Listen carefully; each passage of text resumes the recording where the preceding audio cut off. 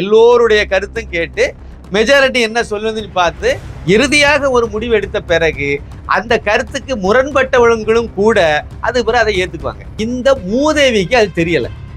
இது தெரியலன்னு சொல்றதை விட தெரிஞ்சுக்கிட்டு இந்த ஈரவாங்க பொது வெளியில வந்து வேணுக்குன்னே வம்ப வளர்த்தாங்க. அண்ணாமலைக்கு முடிவெடுக்க தெரியல, அண்ணாமலை எடுத்த முடிவு தப்பு, இந்த மாதிரி வந்து கருத்தை பதிவு பண்ணி அது மிகப்பெரிய ஒரு சர்ச்சையாச்சு. என்னுடைய முதல் கேள்வி என்ன அப்படின்னா, இந்த அம்மா தானே 5.5 வருஷமா பாஜகவுக்கு மாநில தலைவியாக இருந்தாங்க.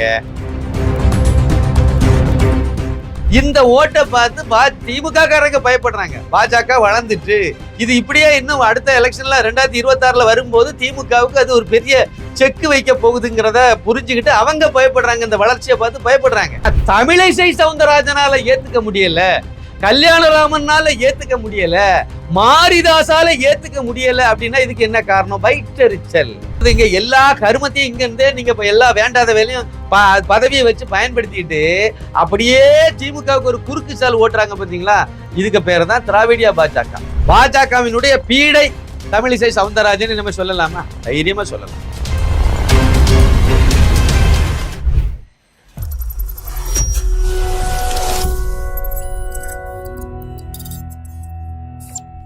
இளைய பாரதம் இதயங்களுக்கு எனது இனிய வணக்கம். ஒரு சின்ன தகவல், அதாவது தமிழகத்தினுடைய பாஜகவின் முன்னாள் தலைவர் திருமதி தமிழிசை சவுந்தரராஜன் இவங்க வந்து 2 மாநிலத்துக்கு கவர்னராக இருந்தாங்க. அப்புறம் வந்து அவங்க தென் சென்னையில் வந்து வேட்பாளராக களமிறக்கப்பட்டு கடைசியில் தோற்று போயிட்டாங்க. இப்போ வந்து தோற்று போன பிறகு வந்து இப்போ சமீபத்தில் ஒரு 2 நாளைக்கு முன்னாடி வந்து அது வந்து அதிமுக கூட கூட்டணி வச்சிருந்தா நட்ட களத்து தொங்க விட்டலாங்கிற மாதிரி பொது வெளியில் பேட்டி கொடுத்துட்டு இருந்தாங்க. என்னுடைய கேள்வி என்னென்னா, இவங்க வந்து பாஜகவினுடைய ஒரு முன்னாள் மாநில தலைவர், அந்த பதவியில் வகுத்தவங்க. கிட்டத்தட்ட 5.5 வருஷம் அந்த பதவியில் அவங்க இருந்தவங்க வந்து ஒரு கட்சியினுடைய ஒரு முடிவு. ஒரு விஷயத்தை நம்ம அடிப்படையில் புரிஞ்சுக்கணும். என்ன அப்படின்னா, ஒரு கட்சியினுடைய அதுவும் குறிப்பாக பாஜகவில் சுதந்திரம் உண்டு. அது இந்த அம்மாவும் வெளியே அப்படி தான் பேசிட்டு இருந்தது. இதுக்கு எல்லாத்துக்கும் சுதந்திரம் உண்டு, கருத்து சுதந்திரம் உண்டு, அதனால் நாங்கள் எதுனாலும் நாங்கள் கருத்தை சொல்லலாம் அப்படிலாம் வெளியே வந்து வாயை விட்டுட்டு இருந்தாங்க. உண்மையிலே கருத்து சுதந்திரம் உண்டு. என்ன அப்படின்னா, நிர்வாகிகள் மட்டத்தில் பல்வேறு கூட்டங்கள், ஆலோசனைகள் எல்லாம் உள்ள நடக்கும். கட்சிக்கு உள்ள நிர்வாகிகள் மட்டத்தில் நடக்கும். அதில் அவங்க கருத்தெல்லாம் பேசும்போது வந்து மாநில தலைவருடைய கருத்துக்கு முரணான கருத்துக்கள் எல்லாம் பல சந்தர்ப்பங்களில் மாநில நிர்வாகிகள், மாவட்ட தலைவர்கள் எல்லாம் முன்வைச்சு அலசி ஆராய்வாங்க. இது ஒரு நியாயமான, ஒரு ஜனநாயக ரீதியான ஒரு முடிவு தான், ஒரு ஆரோக்கியமான விஷயமும் கூட.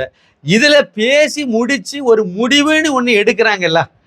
உதாரணத்துக்கு எடப்பாடி கூட கூட்டணி வேணுமா வேண்டாமா, அதில் வேணும்னு கொஞ்சம் பேர், வேண்டான்னு பெரும்பாலானவங்க வேண்டாம், அண்ணாமலை IPS வேண்டாம், அப்போ தான் கட்சியை வளர்க்க முடியும், தனியாக நின்னா தான் பாஜக தலைமையில் ஒரு அணி அமைச்சாதான் அது வந்து கட்சியினுடைய வளர்ச்சிக்கு நல்லா இருக்கும், இப்படியெல்லாம் பேசுனாங்கல்ல, எல்லாம் விவாதித்து கடைசியில் முடிவு என்னாச்சுன்னா பாஜக தலைமையில் ஒரு அணி தான் அமைக்கணும்னு சொல்லி முடிவாயிட்டு.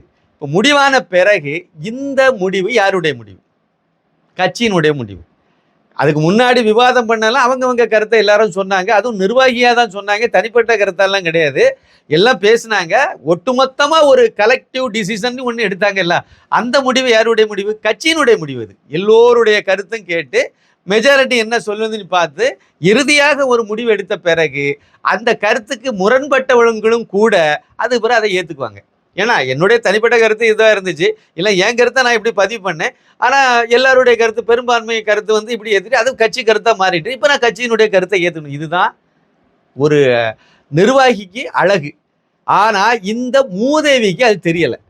இது தெரியலன்னு சொல்றதை விட தெரிஞ்சுக்கிட்டு இந்த ஈரவாங்க பொது வெளியில வந்து வேணுக்குன்னே வம்ப வளர்த்தாங்க. பாஜக வந்து நான்லாம் மாநில தலைவியாக இருந்திருந்தா நாங்க வந்து இப்படித்தான் முடிவெடுத்திருப்போம், அப்படிதான் செய்திருப்போம், ஒரு 30-35 இடத்துல பாஜக அணி இன்னைக்கு வெற்றி பெற்றிருக்குங்கிற மாதிரி அழகா, அதாவது அண்ணாமலைக்கு முடிவெடுக்க தெரியல, அண்ணாமலை எடுத்த முடிவு தப்பு, இந்த மாதிரி வந்து கருத்தை பதிவு பண்ணி அது மிகப்பெரிய ஒரு சர்ச்சையாச்சு. என்னுடைய முதல் கேள்வி என்ன அப்படின்னா, இந்த அம்மா தானே 5.5 வருஷமா பாஜகவுக்கு மாநில தலைவியாக இருந்தாங்க. அப்படி இருக்கும்போது தானே 5 ஆண்டுகளுக்கு முன்னதாக பாஜக அதிமுக எடப்பாடி பழனிசாமி தலைமையில அதிமுக கூட கூட்டணி எல்லாம் வச்சாங்கல்ல. நாங்கெல்லாம் வீர மாதிரி யூகம் வகுத்தோன்னு சொன்னாங்கல்ல. அப்படி யூகம் வகுத்து எத்தனை நட்ட கலத்துனாங்க இவங்க. என்ன பண்ணுனாங்க? 3.5% ஓட்டில் கொண்டு பிஜேபியை விட்டாங்க, ரோட்டில் கொண்டு விட்டாங்க. அப்படி தானே? பாஜக எங்கே இருக்குன்னு சொல்லி ஜெயக்குமார் கேட்கக்கூடிய அளவுக்கு இவங்க கொண்டு விட்டுட்டு போனாங்க. அப்படி தானே? அதானே செய்தாங்க.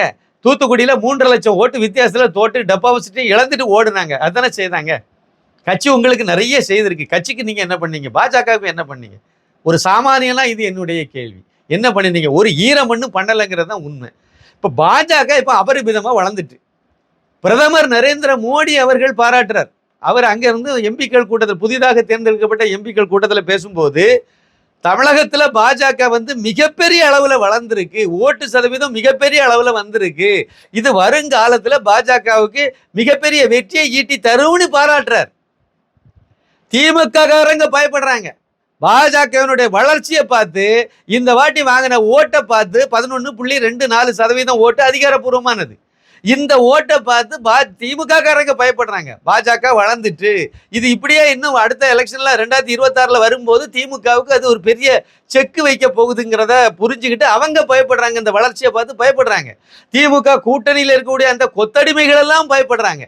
உண்மைதான், பாஜக பெரிய அளவில் வளர்ந்துட்டு இந்த வளர்ச்சியை நம்ம கட்டுப்படுத்தணும்னு சொல்லி அவங்க போராடுறாங்க, அவங்க பயப்படுறாங்க, அவங்க ஏத்துக்கிட்டாங்க பாஜகவுக்கு இந்த வளர்ச்சி இருக்குன்ட்டு. ஆனா தமிழிசை சவுந்தரராஜனால ஏத்துக்க முடியல, கல்யாணராமனால ஏத்துக்க முடியல, மாரிதாசால ஏத்துக்க முடியல. அப்படின்னா இதுக்கு என்ன காரணம்? வயிற்றெரிச்சல். வேற இதுக்கு என்ன காரணம் சொல்லுவீங்க? மோடி ஏத்துக்கிட்டார், மோடி சொல்லிட்டார் இவ்வளவு பெரிய வளர்ச்சி அடைஞ்சிருக்குன்ட்டு.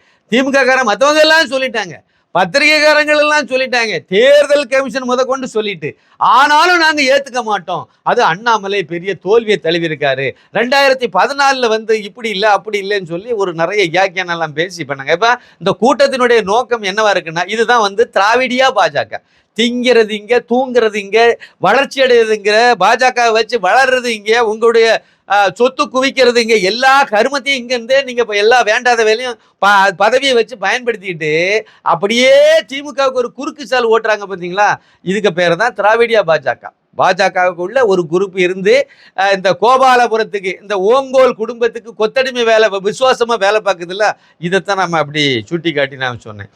இல்லை, இன்னொரு முக்கியமான விஷயத்த பார்க்கணும். இந்த அம்மா என்னைக்கு இந்த மாதிரி திருவாய் மலர்ந்து பத்திரிகைகளுக்கு பேட்டி என்னை கொடுத்தாங்க ஊடகத்துக்கு?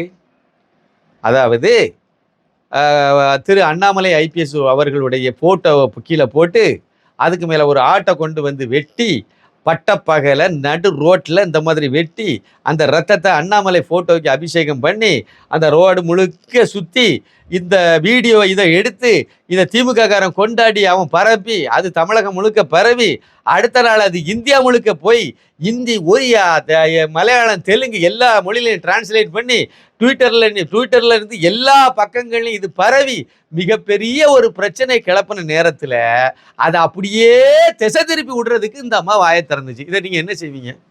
இவங்க எல்லாம் பாஜகவினுடைய ஒரு அபசகுனம்னு எடுத்துக்கிடலாம், அவமான சின்னம்னு எடுத்துக்கிடலாமா? பாஜகவினுடைய பீடை தமிழிசை சவுந்தரராஜன் நம்ம சொல்லலாமா? தைரியமா சொல்லலாம். இதை விட வேற என்னன்னு நீங்க குறுக்குச்சால் ஓட்டுவீங்க? ஏங்க, அதாவது 24 மணி நேரமும் ஒருத்தன் மோடியை திட்டிக்கிட்டே இருக்கான், அண்ணாமலையை அப்படியே கரிஞ்சு ஊட்டிகிட்டே இருக்கான், ஆட்டுக்குட்டின்னு அவமரியாதை பண்ணிட்டு இருக்கான். அவன் தான் நக்கீரன் கோபால். அந்த நாதாரியை வச்சு இந்த அம்மா புக்கை வெளியிட்டது தெரியுமா? ஞாபகம் இருக்கா? 3 ஆண்டுகள் கவர்னர் பதவியில், ஆளுநர் பதவியில் 3 ஆண்டுன்னு ஒரு புத்தகத்தை எழுதி அந்த புத்தகத்தை சென்னையில் வெளியிட்டு ஒரு ஸ்டார் ஹோட்டல்ல அதில் வெளியிட்டது யாருன்னா நக்கீரன் கோபால். கூட நின்ன பத்திரிகையாளர்ங்கிற பேர்ல வச்சிருந்த அத்தனை பேரும் தேச துரோகிகள், அத்தனை பேரும் மோடிக்கு எதிரானவங்க, அத்தனை பேரும் இந்த இந்துத்துவாக்கு எதிராக கருத்தை பரப்பிட்டு இருந்தாள், அத்தனை பேரும் அண்ணாமலையே கரிஞ்சு கூட்டினாள். இவங்களை வச்சு இந்த பொம்பளை பண்ணுதுன்னா இதுக்கு நோக்கம் என்ன? ஒரு அஜெண்டா வச்சிருக்கலாம். அது அஜெண்டா என்ன அப்படின்னா, நீங்க பண்றதெல்லாம் நீங்க பாஜகவுக்கும் பாஜக தொண்டர்களுக்கும் மோடிக்கும் எதிராகவே பண்ணிட்டு அப்புறம் யோக்கிய மாதிரி வந்தீங்கன்னா இது என்ன கணக்கு? இதுதான் இன்னைக்கு பெரிய பிரச்சனையாகி நிற்கிது. அதாவது இது மட்டும் இல்லைங்க, 2 மாநிலத்துக்கு இந்த அம்மா கவர்னராக இருந்தாங்க. அப்படி இருக்கும்போது தான் தமிழகத்தில் 2021 திமுக அணி தோத்துருக்கு. திமுக அணி வெற்றி பெறும்னு சொல்லி வெற்றி பெறுவதற்காக அங்கேருந்து அமித்ஷா எல்லாம் அங்கே வந்திருந்து பல்வேறு திட்டங்கள் எல்லாம் வகுத்து நிறைய செயல்பாடுகளெல்லாம் செய்து எல்லாம் பண்ணி முடித்த பிறகு திமுக அதிமுக கூட்டணி இங்கே வெற்றி வாய்ப்பை இழந்து நிற்கிது. அந்த நேரத்தில் இங்கே யார் வெற்றி பெற்றிருக்காருன்னா மு க ஸ்டாலின் காரு வெற்றி பெற்றிருக்காரு. அவர் வெற்றி பெற்றுட்டாரு, ஆனால் பதவி ஏற்கலை. பதவி ஏற்கிறதுக்கு முன்னாடி 2 மாநிலத்துக்கு கவர்னரா இருக்கக்கூடிய நீங்க, பாஜகவால் கவர்னர் ஆக்கப்பட்ட நீங்க மெனக்கெட்டு ஸ்டாலின் காரு வீட்டுக்கு போய் அவருக்கு வந்து பொக்கை கொடுத்து வாழ்த்து சொல்றீங்க. இது என்ன, எதனுடைய வெளிப்பாடு இது?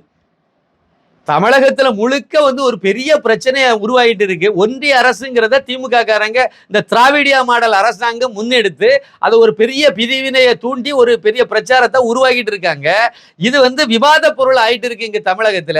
பாண்டிச்சேரியில உட்காந்து இந்த அம்மாவே ஒன்றிய அரசுன்னு எழுதிட்டு இருந்துச்சு, சொல்லிட்டு இருந்துச்சு. ஏன் சொன்னாங்க? தெரியாம சொன்னாங்களா? அவங்க தெரியும், தெரிஞ்சுதான் சொன்னாங்க. அதே மாதிரி வந்து இந்த வருஷம் ஜனவரி மாசம் 14ஆம் தேதி கோயமுத்தூர் குண்டு வெடிப்புல மரணம் அடைந்தவங்களுக்காக ஒரு நினைவு நாள் அன்னைக்கு அதை அனுசரித்து அந்த உயிர் தியாகம் பண்ணவங்களுக்கெல்லாம் நினைவு அஞ்சலி செலுத்தினாரு திரு அண்ணாமலை IPS. இது வந்து தமிழகம் முழுக்க அதை எடுத்துட்டு போனா இந்துக்கள் மத்தியில அதை பத்திய ஒரு புரிதல் வரும். இன்னைக்கு உள்ள ஜெனரேஷனுக்கு அது தெரிஞ்சுன்னா அது வந்து பாஜகவுக்கு ஓட்டாக எங்கேயாவது மாறிடும்னு சொல்லி திமுக காரங்க பயப்படுறாங்க. திமுகவுடைய கொத்தடிப்புகள் எல்லாம், ஏன்னா அது கோயம்புத்தூர் குண்டு வெடிப்பு, அது ஒரு தொடர் குண்டு வெடிப்பு. அந்த குண்டு வெடிப்புல சம்பந்தப்பட்ட அல்முமா பாஷாவை விடுதலை பண்ணணும்னு சொல்லி MK ஸ்டாலின் கார் வந்து சட்டசபையில தீர்மானம் நிறைவேற்றியிருக்கார். அவருக்கு வந்து அப்ஜெக்ஷன், அதாவது வந்து அவருக்கு ஜாமீன் கொடுக்கறதுல அப்ஜெக்ஷன் இல்லைன்னு சொல்லி இந்த திராவிடியா மாடல் அரசாங்கம் வந்து கோர்ட்ல போய் சொல்லி அவருக்கு 100 நாள் எந்த கண்டிஷனும் இல்லாம வெளியே விட்டு வச்சிருக்காங்க. இப்படிப்பட்ட பெரிய குற்றவாளிகளை வெளியே விடும்போது அவங்கள வந்து கண்காணிக்கணும் போலீஸ்காரங்க கண்காணிப்பே தேவையில்லைன்னு சொல்லி விட்டுருக்காங்க. இவ்வளவு பெரிய துரோகத்தெல்லாம் ஒரு முஸ்லிம் பயங்கரவாதிக்காக இந்த அரசாங்கமே, இந்த திராவிடியா மாடல் அரசாங்கமே செய்துட்டு இருந்த போது அந்த இதை வெளியே கொண்டு வர்ற விதமாக திரு அண்ணாமலை IPS, அது மட்டும் இல்ல, அந்த உண்மையிலே உயிர் தியாகம் செய்த அந்த போராளிகள், அந்த பெரிய தியாகிகளுக்கு ஒரு அஞ்சலி செலுத்துற, ஒரு மரியாதை செலுத்துற விதத்துல அன்னைக்கு அவரு அங்க வந்து அதை செய்தாரு கோயம்புத்தூர்ல போய். அன்னைக்கு இந்த அம்மா என்ன பண்ணிச்சு தெரியுமா?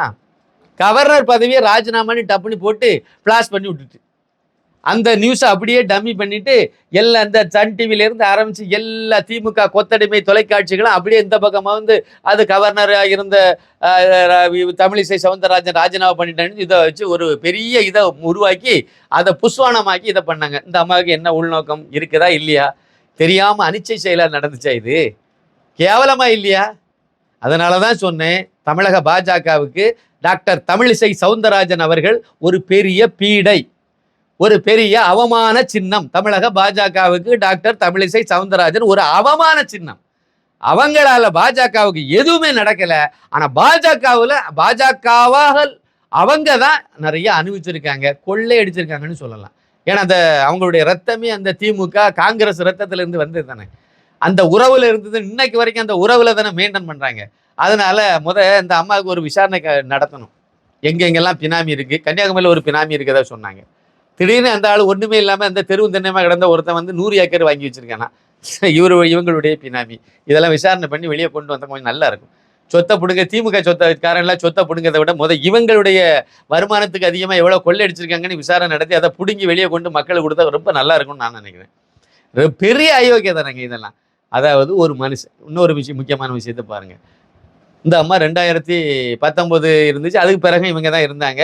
அப்புறம் இவங்க வந்து இவங்களை கவர்னர் ஆகின பிறகு நீண்ட இடைவேளை தமிழகத்துக்கு பாஜகவை பொறுத்த வரைக்கும் யாருமே தலைவர் பதவி இல்லாமல் ஒரு 1.5 வருஷத்துல அப்படியே கிடந்துச்சு. அப்போ வந்து கேசவ விநாயகம் அவர் தான் வந்து மாநில தலைவருடைய பதவியை சேர்த்து அவர் தான் கவனிச்சுட்டு இருந்தார். அப்புறம் தான் டாக்டர் எல் முருகன் வந்தார். இப்போ நான் என்ன கேட்குறேன்னா, 2014 மோடிக்கு எதிரான அலை தமிழகத்தில் இல்லை. 2014 பாராளுமன்ற தேர்தலின் போது மோடிக்கு எதிரான எந்த விதமான எதிர்ப்பு மனப்பான்மையும் தமிழக மக்கள் மத்தியில் இல்லை. ஆனா அதுக்கு பிறகு கட்டமைச்சது இந்த திராவிடியா கும்பல். அதாவது மோடிக்கு எதிராகவும் பாஜகவுக்கு எதிராகவும் தமிழகத்துல ஒரு பெரிய நெகட்டிவான ஒரு விஷயத்த கட்டமைச்சு அதை வந்து மக்கள்கிட்ட கொண்டு நல்ல கச்சிதமாக சேர்த்தாங்க. கோபேக் மோடி ஆகட்டும், இல்லைன்னா கருப்பு பலூன் விட்டதாக இருக்கட்டும், இல்லை மோடியுடைய திட்டங்கள் எல்லாம் மறைச்சதாக இருக்கட்டும், மோடி ஒரு தமிழகத்தினுடைய ஒரு வில்லனாகவே கட்டமைச்சிட்டு போனாங்க இந்த திராவிடியா கும்பல்கள் எல்லாம். இந்த அம்மா தானே தமிழக பாஜகவினுடைய தலைவியா இருந்தாங்க. என்னத்தை கலத்திட்டு இருந்தாங்க. அதை உடைக்கிறதுக்கு, அந்த உண்மையை மக்கள்கிட்ட கொண்டு சேர்த்துக்கிறது ஏதாவது ஒரு முயற்சி பண்ணாங்களா? ஏதாவது ஒரு வகையில கொண்டு போய் மக்கள்கிட்ட சேர்த்தாங்களா? இது உண்மையிலேயே மோடி வந்து நல்லவர் தான், இவங்க இப்படியெல்லாம் திசை திருப்பி கொண்டு போறாங்கிறத உடைச்சி ஏதாவது பண்ணாங்களா? முழுக்க முழுக்க மோடிக்கு எதிராக ஒரு பெரிய இதை கட்டமைச்சு அந்த அந்த கட்டமைப்புக்குள்ளால இந்த அம்மாவே 2019 மாட்டி தோத்து சின்ன பின்னமாயி போச்சு தூத்துக்குடியில. இதெல்லாம் உண்மை. அப்ப அதுக்கு எதுவுமே செய்யாம நீங்க திமுகவுக்கு விசுவாசமாக இருந்ததுனால நீங்க வந்து அந்த மாதிரி பண்ணாம மோடியையே தமிழனுக்கு வில்லனாக கட்டமைப்பதற்கு துணை போன பொம்பளை நீங்க. உண்மைதானே? அதானே உண்மை. அவ்வளவத்தையும் செய்து வச்சு நாசம் பண்ணி 2019 மட்டும் இல்லை 2021 நீங்க போய் சேர்ந்துட்டிய. ஆனா அதுக்கு பிறகு இங்க வந்து தமிழகத்துல மோடி எதிர்ப்புங்கிறத ஒரு பெரிய அலையாவே வச்சுட்டு இருந்தாங்கல்ல. இது அவ்வளவுத்துக்கும் சூத்திரதாரி நீங்க தானே, இந்த கெடுதல் அவ்வளவுக்கும் காரணம் நீங்க தானே. அதுக்கு பிறகு வந்த டாக்டர் எல்முருகனால பெருசா ஒன்றும் செய்ய முடியல. அதுக்கு பிறகு வந்த அண்ணாமலை கடந்த 2 வருஷங்களாக கடந்து மல்லு கட்டி தெரு தெருவா பாத யாத்திரை போய் ஊரா போய் மக்கள்கிட்ட வந்து மோடியினுடைய உண்மை முகத்தை கொண்டு காணிச்சு மோடி செய்த நல்லதெல்லாம் கொண்டு போய் சேர்த்து அந்த மனுஷன் படாத பாடுபட்டு சுகமா ஏசி ரூம்ல உட்கார்ந்துட்டு இருக்கலாம். அவருக்கு என்ன தலையெழுத்த வந்து இவ்வளவு காரியங்களை பண்ணி மக்கள்கிட்ட வந்து எவ்வளவோ விஷயங்களை சொல்லி தமிழக மக்களையே மாற்றி உண்மையை புரிய வச்சு இவ்வளவு தூரம் கொண்டு வந்து தமிழக பாஜக வரலாற்று காடாத அளவுக்கு 11.24% ஓட்டு வாங்க வச்சு இவ்வளவு, அதாவது பாஜகன்னா எங்க இருக்குன்னு கேட்டாங்க, நோட்டாவுக்கு கீழே இருக்குன்னு சொன்னாங்க, அதுக்கு காலம் இல்லை தலையும் இல்லைன்னு சொன்னாங்க, கன்னியாகுமரியில் மட்டும்தான் இருக்குன்னு சொன்னாங்க, கோயம்புத்தூர்ல கொஞ்சம் இருக்குன்னு சொன்னாங்க, ராமநாதபுரத்துல கொஞ்சம் இருக்குன்னு சொன்ன பாஜகவை தமிழகம் முழுக்க கொண்டு அவர் சேர்த்தாரா இல்லையா? அப்படி சேர்த்தவரை அவமானப்படுத்துறீங்களே, இழிவுபடுத்துறீங்களே, உங்களுக்கு மனசாட்சி இருக்கா? எவ்வளவு பெரிய இழிவான புத்தி இது, ஒரு கேவலமான பிறவியா இல்லையா இது? எவ்வளவு இழி செயல் இது? இதெல்லாம் பண்ணிட்டு இதுக்கு வேற வக்காலத்து இவர் இருக்கார கல்யாணராமன் ஒரு மூதேவி, இவர் வேற வந்திருக்காரு. இவர் வந்து அந்த அந்த அம்மாவுக்கு தோல் பிடிச்சிட்டு நிற்கிறாரு இங்க வந்து. அவர் வந்து அதாவது ஒரு சில விஷயங்களை நான் உடச்சி சொல்லணுங்க. ஒரு விஷயம், கல்யாணராமனை பொறுத்த வரைக்கும் என்ன தெரியுமா, ரொம்ப அதிகமெல்லாம் போனேன். நான் ரொம்ப மரியாதை வச்சிருந்தேன் அந்த ஆளுக்கு மேலே. இவர் ஒரு நல்ல மனிதர், இவர் வந்து ஒரு தேசியவாதி, ஒரு நல்ல துணிச்சலான ஒரு விவாதம் பண்ணக்கூடியவர். இப்படியெல்லாம் நான் பெருசாக இவரை பற்றி ஒரு பெரிய பிம்பத்தை கட்டமைச்சு விட்டேன். இவரை வந்து குண்டர் சட்டத்தில் உள்ள தூக்கி போட்டார் எடப்பாடி பழனிசாமி. ரொம்ப வருத்தப்பட்டோம். அந்த எடப்பாடி பழனிசாமி திட்டிகிட்டு அலைஞ்சினாங்க அந்த நேரத்தில்.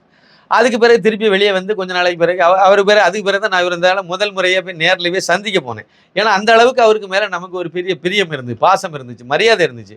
அதுக்கு பிறகு திருப்பி 2வது இவரை பழையபடியும் இந்த திராவிடியா மாடல் அரசாங்கம் வந்த பிறகு கைது பண்ணி ஜெயிலில் போட்டாங்க. கடலூர் ஜெயிலில் இருந்து பழையபடியா அதிலேருந்து வெளியே வந்தார். வெளியே வரும்போது தான் அந்த சமயத்தில் தான் அண்ணாமலை IPS தமிழக பாஜக தலைவராக இருந்தார். அவர் அதுக்கு பிறகு இவரை வெளியே கொண்டு வரதுக்கு அந்த மனிதர் தான் எல்லா ஏற்பாடையும் பண்ணி எடுத்து வெளியே கொண்டு வந்துட்டாங்க. வெளியே வந்த பிறகு நான் இவரை போய் பார்த்தேங்க. திடீர்னு ஃபோன் அடித்தேன்.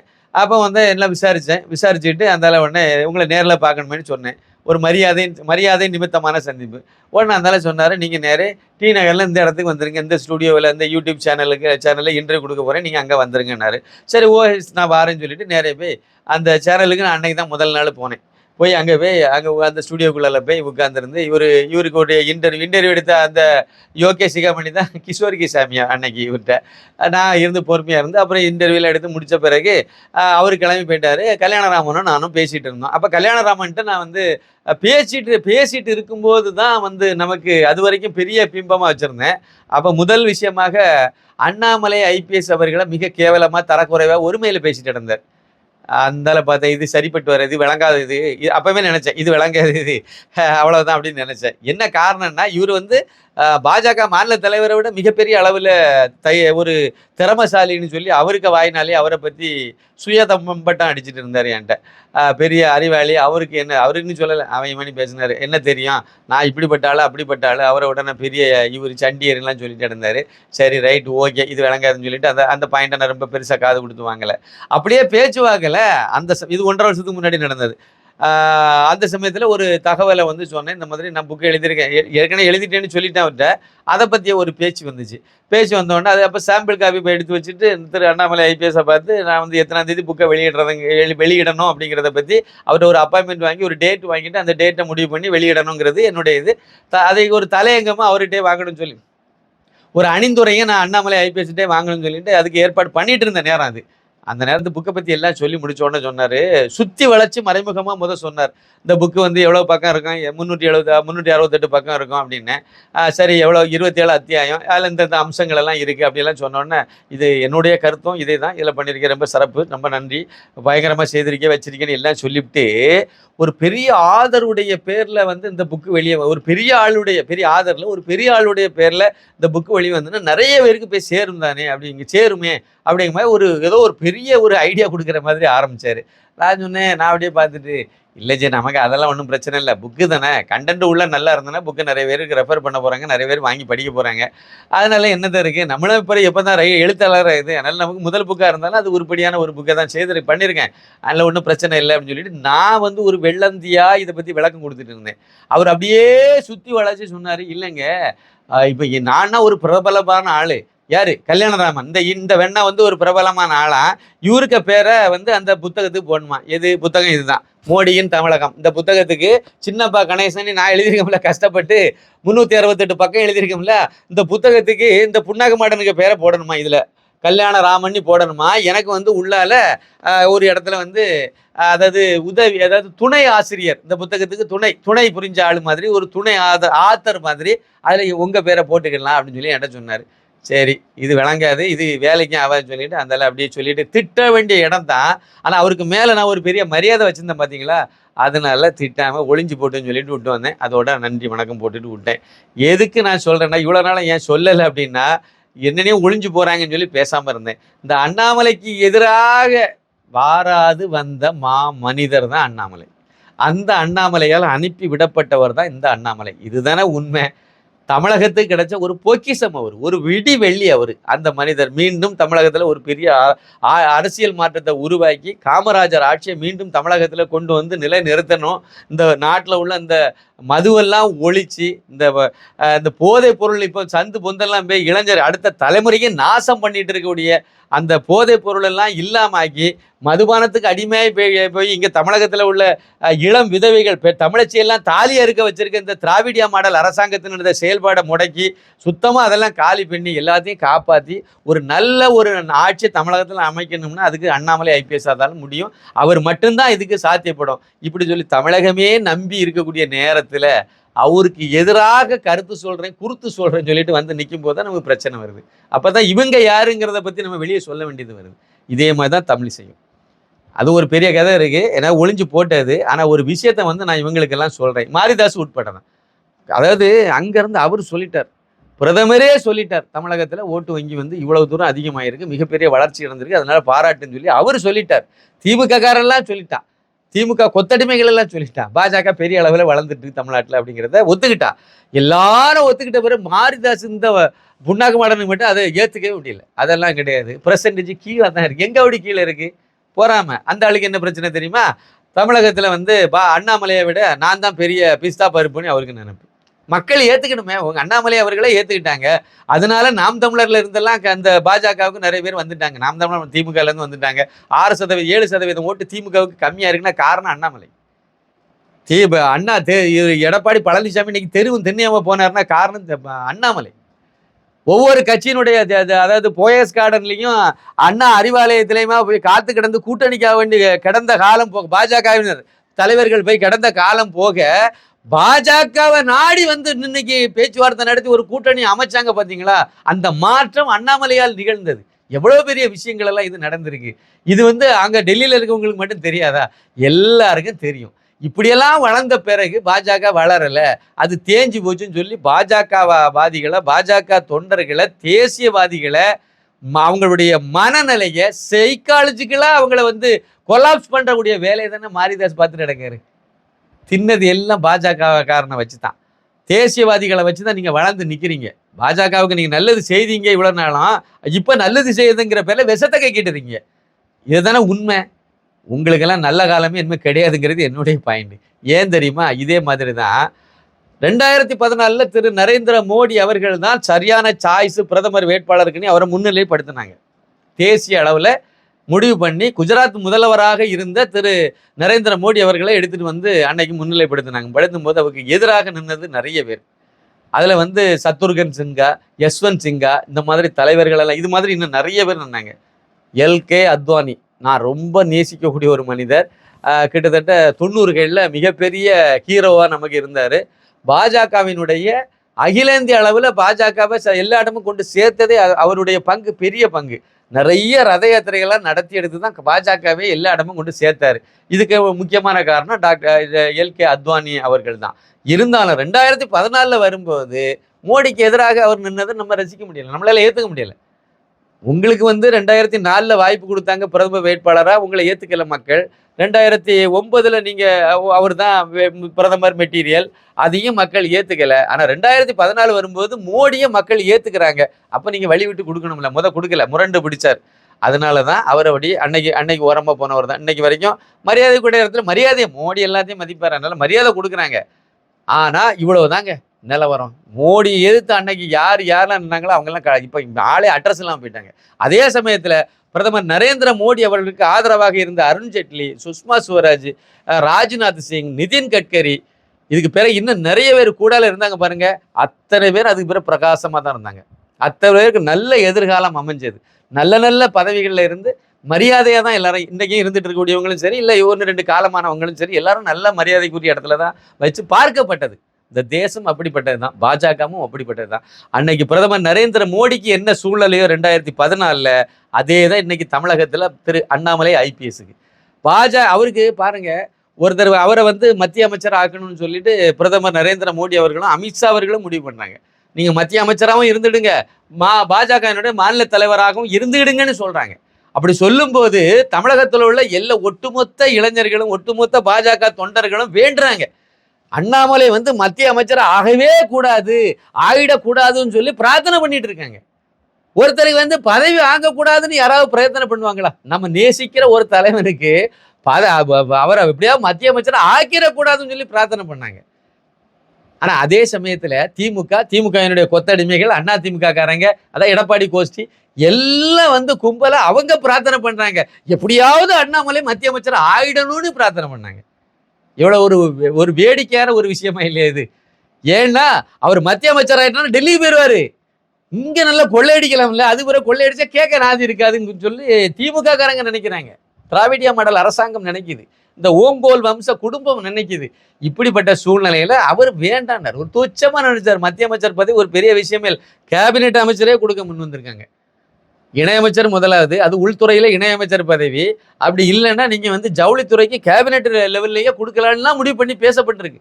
அவர் சொல்லிருக்க அதெல்லாம் வேண்டாம், நான் கட்சி 2026 பாஜகவை தமிழகத்தில் ஆட்சி பீடத்தில் அமர்த்தணும், அதுதான் என்னுடைய இலக்கு, அதை நோக்கிய எனது பயணம் இது, நான் அதனால அதில் போயிட்டு இருக்கேன், அதில் இன்னும் நிறைய வேலைகள் செய்ய வேண்டியது இருக்கு அப்படி சொல்லி கடைசியில் சரி நீங்கள் உங்கள் இதை கரெக்டாக பண்ணுங்கன்னு சொல்லி வழி அனுப்பி விட்டுருக்காங்க.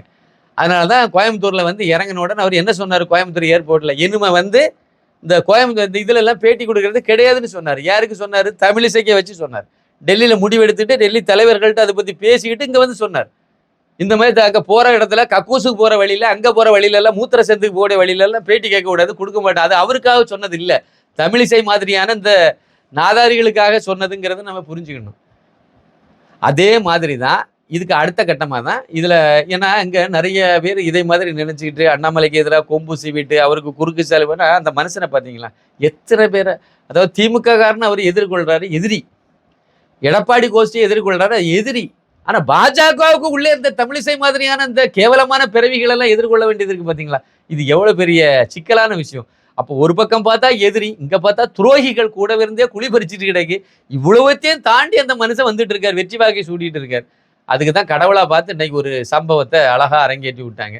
நேராக அந்த இதில் சந்திரபாபு நாயுடு அவர்களுடைய ஆந்திர முதலமைச்சராக சந்திரபாபு நாயுடு அவர்கள் பதவியேற்பு விழாவில் தேசிய ஜனநாயக கூட்டணியில் உள்ள தலைவர்களெல்லாம் அமர்ந்திருந்த அந்த மேடையில் திரு அமித்ஷா அவர்கள் மேடையில் அமர்ந்திருந்தார். இந்த அம்மாவை அவன் கூப்பிட்டான் முதல், ஏன்னா பொத்தி பேசாமல் வீட்டில் கிடக்க வேண்டியது தானே, இது மெனா கேட்டு இங்கேருந்து ஃப்ளைட்டு பிடிச்சி அதுக்கு நீ தனி புது சேலெல்லாம் பட்டு சேலெல்லாம் கட்டிக்கிட்டு பூக்கெல்லாம் வாங்கி வச்சுட்டு நல்லா மினிக்கிட்டு அங்கே போனாங்க. அது வேறு மேடையில் குறுக்க நெருக்க நடந்தது தானே அமித்ஷாவுக்கெல்லாம் தெரியும், எல்லா தலைவர்களெல்லாம் நம்மளை கவனிப்பாங்க, எல்லாம் கவனிச்சுட்டு அடுத்து இன்னொரு கவர்னர் பதவி தந்து விட்டுருவாங்க எல்லாம் சொல்லிட்டு மேடம் அங்கேயும் இங்கேயும் போயிட்டு மேடையில் அப்படியே உலாத்திட்டு வந்தாங்களா, அப்படியே கூப்பிட்டாரு அமித்ஷா. கூப்பிட்டு வச்சு லெஃப்ட் ரைட்டு வாங்கிட்டார். இல்லை நான் அப்படியெல்லாம் ஒன்றும் நீ ஆணிலாம் பிடுங்க வேண்டாம், ஒழுங்காக இருந்துங்க அப்படின்னார். இப்படி சொன்னார், கையை எப்படி ஆட்டினார். நீங்கள் நல்லா அந்த வீடியோ திருப்பி ஒருக்க போடுங்க, போட்டிங்கன்னா உங்களுக்கு தெரியும். சிவியரா வார்ன் பண்ணார். இனிமே கவர்னர் பதவி இல்லை, ஒரு கவுன்சிலர் பதவி உள்ள தமிழிசைக்கு இனிமே கிடைக்காது, கொடுக்க மாட்டாங்க, கொடுக்க வேண்டிய அவசியம் இல்லைங்க. திமுகவுக்கு இது ஒரு தேவையில்லாத ஒரு சுமை. அதை கலத்தி விட்டுலாம், அப்படியே அனுப்பி விட்டுலாம். உனக்கு எந்த கட்சி திமுக சாரி பாஜக திமுக சாரி பழையபடி விடுந்து வருது, இதை கொஞ்சம் கட் பண்ணிருங்க, கரெக்டா எடிட் பண்ணிருங்க தம்பி. பாஜகவுக்கு தமிழிசை ஒரு தேவையில்லாத ஆணி, ஒரு சுமை, எக்ஸ்ட்ரா லக்கேஜ். அதை வெட்டி விட்டுடலாம். நீ திமுகவுக்கு போனா போ, அங்கே உங்கள் அண்ணன் இருக்காருல்ல இந்த ஸ்டாலின் காரு, அவரு கூட போய் ஐக்கியமாயிக்க, இல்லையா உங்கள் அப்பாவுடைய கட்சி காங்கிரஸ் இருக்குல்ல அதில் போய் அப்படியே போய் நாசமாக போன்னு சொல்லிட்டு அனுப்பி விட்டுடலாம். இதுதாங்க இங்கே தேவையானது. அதான் கரெக்டாக பிடிச்சி அமித்ஷா. அது இன்னொரு விஷயத்த நீங்கள் இதில் மைனூட்டாக பார்க்கணும். அமித்ஷா வந்து ஒன்றும் சாதாரண ஆள் கிடையாதுங்க. அவருக்கு எல்லா விவரமும் தெரிஞ்சாள். அவர் டெல்லியில் உட்காந்துட்டு இந்த தமிழிசையை உடனே வர சொல்லுங்கன்னு சொன்னார்னா அடுத்த ஃப்ளைட்டை பிடிச்சி இது டெல்லியில் போய் உட்காந்து ஜி நான் வந்திருக்கேன் ஜின்னு சொல்லி காத்து நின்றுருக்கோம். அங்கே ரூமில் போட்டு 4 சாத்து கொடுத்தா கூட வெளியே வந்து சொல்லாது. நல்லா திட்டி அனுப்பியிருக்கலாம், இல்லைன்னா வான் பண்ணி அனுப்பியிருக்கலாம் சிவியரா. இதெல்லாம் வாய்ப்பு அவருக்கும் தெரியும். இல்லை அங்கே பதவியேற்பு விழா முடிஞ்ச உடனே தனியாக பார்த்து அந்த அம்மாவை ரூமில் வச்சு 4 திட்டிட்டு போகலாம், அவருக்கு எல்லாமே தெரியும். ஆனால் நோக்கம் அது இல்லை. பப்ளிக்காக இவ்வளவு கேமராக்கள் இருக்குது, அதில் அப்படியே சூம் பண்ணுவாங்கன்னு அவருக்கு தெரியும். இதெல்லாம் தெரியாமல் அவர் இருக்காரு, எல்லாம் தெரியும். எல்லா கேமரா கண்களும் பார்க்கணும்னு நினச்சி திட்டினார். எல்லோரும் பார்க்கணும். இது அவங்களுக்கு மட்டும் இல்லை, இந்த மாரிதாஸ் மாதிரியான ஆட்கள், இன்னும் இந்த பாஜகவினுடைய இந்த திராவிடியா பாஜக இருக்கு பார்த்தீங்களா, இந்த கும்பல் அத்தனை பேருக்கு இது புரியணும். அண்ணாமலைக்கு எதிராக எவன் எதை கொம்பு சீவிட்டு தெரிஞ்சாலும் உங்களுக்கும் இதுதான் நிலைமை அப்படிங்கிறத புரியும்படியாக அழகாக பிடிச்சி சொன்னார். இது ஆரம்பிச்சு இந்த அம்மாவும் சும்மா இல்லை, பெரிய ஜெகஜாத கில்லாடி இல்லை, அதனால ஜெகஜால கில்லாடி இல்லை, அதனால அவங்களும் வந்து இல்லஜின்னு ஆரம்பிச்சு பார்த்தாங்க, பேசவே விடலை. பிடிச்சி நல்லா வாங்கின்னு வாங்கிட்டாரு. அவர் என்ன திட்டிருப்பார் அப்படிங்கிறத வீடியோவை பார்க்குற நமக்கே புரியும். அவருடைய கண்ணு என்ன பேசிச்சிங்கன்னு நமக்கு புரியும். முகம் எப்படி எவ்வளவு பெரிய கோபத்தில் இருந்துச்சுன்னு நமக்கு நல்லா தெரியும். அதே மாதிரி அவருடைய மேனரிசம் என்ன சொல்லிச்சுன்னு நமக்கு தெரியும். இது அந்த அம்மாவுக்கு கொடுத்த வார்னிங் இல்லை. தமிழகத்தில் திரு அண்ணாமலை ஐபிஎஸ்க்கு எதிராக பாஜகவில் இருக்கக்கூடிய கும்பல் செயல்பட்டுச்சுன்னா உங்களுக்கு இதான் நிலவரம் அப்படிங்கிறத வெளிச்சம் போட்டு அழகாக காட்டியிருக்கார். இதை விட இதில் பெருசாக சொல்ல வேண்டியதில்லை. அதனால வரக்கூடிய நாட்களில் திரு அண்ணாமலை ஐபிஎஸ் வந்து சாட்டை எடுத்து சுழட்ட போகிறார். இங்கே வந்து இந்த தேர்தலில் ஒழுங்காக வேலை பார்க்காம பணத்தை அதாவது தேர்தல் செலவுக்குன்னு கொடுத்த பணத்தை அமுக்கிட்டு போனவன், இந்த திமுக காரன்ட்ட காசை வாங்கிட்டு இருந்த நிர்வாகிகள், மாவட்ட நிர்வாகிகள், அதேமாதிரி மாநில நிர்வாகிகள், இந்த மாதிரி யார் யாரெல்லாம் பண்ணாங்களோ, திமுகவுக்கு சாதகமாக யார் யாரெல்லாம் பாஜகவுக்கு வேலை செய்யாமல் அமைதியாக இருந்தாங்களோ, எல்லா கதையும் அவர் கையில் இருக்குது. எல்லாருடைய ஜாதகமும் திரு அண்ணாமலை ஐபிஎஸ் கையில் இருக்குது. அடுத்து வரக்கூடிய நாட்கள் இதுக்கு தான் அவர் எதிர்பார்த்துட்டு இருந்தார். இப்படி ஒரு சந்தர்ப்பம் வரணும், நாம் வந்து பாஜகவை அடுத்த கட்டத்துக்கு கொண்டு வரணும், வந்து நம்மளை முதல் ப்ரூவ் பண்ணணும்னு நினைச்சார். இப்போ ப்ரூவ் பண்ணிட்டார். 11.24% ஓட்டில் நிரூபித்து காட்டிட்டார் திரு அண்ணாமலை ஐபிஎஸ். சரி, டெல்லியில் உள்ள தலைவர் ஏற்கனவே திரு நரேந்திர மோடி அவர்களும் அமித்ஷா அவர்களும் ஏற்கனவே அண்ணாமலையை திறந்து விட்டுட்டாங்க. அவங்களுக்கு கிரீன் சிக்னல் முதல் கொடுத்துட்டாங்க. அண்ணாமலை ஐபிஎஸை பொறுத்த வரைக்கும், சரி அமித்ஷாவை பொறுத்த வரைக்கும் அண்ணாமலை ஐபிஎஸை தம்பின்னு சொல்லி அவர் வந்து அந்த இடத்துல வச்சுட்டார், அங்கீகரிச்சுட்டார். அதே சமயத்தில் வந்து திரு நரேந்திர மோடி அவர்கள் அவருடைய அரசியல் வாரிசாகவே திரு அண்ணாமலை ஐபிஎஸை வந்து அங்கீகரித்து வச்சுட்டார். அதனால இப்படியெல்லாம் இருக்கக்கூடிய சூழ்நிலையில் ஏற்கனவே அப்படிப்பட்டது. இப்போ அது அவங்க எதிர்பார்த்த அளவுக்கு இவரும் நிரூபிச்சு காணிச்சாச்சு. என்னமே அடுத்த இது என்ன வேணாலும் நீ பண்ணுன்னு சொல்லி நேற்றுக்கு திறந்து விட்டுட்டாங்க. டெல்லியிலேருந்து பேசி கரெக்டாக கொடுத்துருக்காங்க. அப்படி தான் நமக்கு தகவல். அதனால் இனிமேங்க பாருங்கள், சாட்டை எடுத்து சுழற்ற போகிறாரு. இந்த தமிழிசை கோஷ்டியாக இருந்தால் எந்த கோஷ்டியாக முக்கியமான ஒன்றுங்க, கடைசியாக சொல்கிறேன், தமிழ்நாட்டில் பாஜகவில் ஏகப்பட்ட கோஷ்டி இருந்துச்சு. காங்கிரஸில் இல்லாத கோஷ்டிலாம் தமிழக பாஜகவில் இருந்துச்சு. பாஜக கட்சி வளருதோ இல்லையோ, கோஷ்டி மட்டும் நல்லா ஒவ்வொரு தலைவர்கள் வரும்போதும் ஒரு கோஷ்டி. தமிழிசை அவங்க வந்து மாநில தலைவர் ஆனோடனே புது கோஷ்டி ஒன்றை உருவாக்கி வச்சுக்கிட்டாங்க. எல்முருகன் வந்தோடனே அவர் ஒரு கோஷ்டியை உருவாக்கி வச்சுக்கிட்டார். இந்த பதவிக்கே வராத கும்பல் எல்லாம் அவங்கவங்க ஒரு கோஷ்டியை வச்சுக்கிட்டாங்க. அத்தனை கோஷ்டியும் காலி பண்ணியிருக்காரு அண்ணாமலை. ஒரே ஒரு இது பாஜக தான் இப்போ தமிழகத்தை பொறுத்த வரைக்கும். அந்த அளவுக்கு அவ்வளோத்தையும் கட் பண்ணி சரி பண்ணி கொண்டு வந்திருக்காரு. இனிமேல் கட்சி நிர்வாகத்தில் சீர்திருத்தம் பண்ண வேண்டிய அமைப்பில் சில விஷயங்கள் இருக்குது பார்த்தீங்களா, அடுத்து வரக்கூடிய காலகட்டத்தில் நாட்களில் பண்ண போகிறாரு. அடுத்து நடைபயணமும் மறுபடியும் போக போகிறாரு. மறுபடியும் மக்களை போய் சந்திக்க போகிறாரு. நிச்சயமாக 2026 திரு அண்ணாமலை ஐபிஎஸ் தமிழகத்தினுடைய முதலமைச்சராக வரப்போறாரு. மீண்டும் காமராஜர் ஆட்சியை கொண்டு வரப்போறாரு. மக்களுக்கு, தமிழனுக்கு ஒரு பெரிய விடியல் தமிழகத்தில் ஏற்பட போகுது. ஒரு நல்ல காலம் பிறக்க போகுது. இதுதான் என்னுடைய கருத்து. நன்றி, வணக்கம்.